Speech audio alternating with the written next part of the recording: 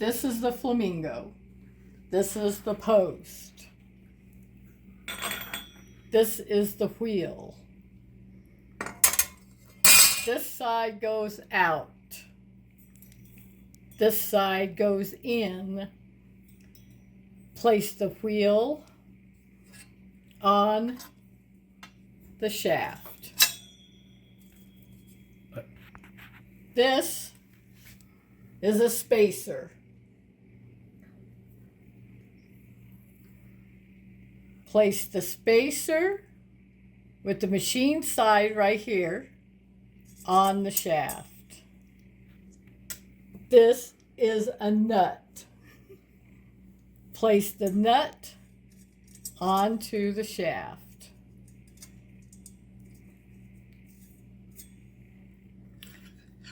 This is the 5/16 wrench. Use the wrench to tighten the nut. Do the same on the other side.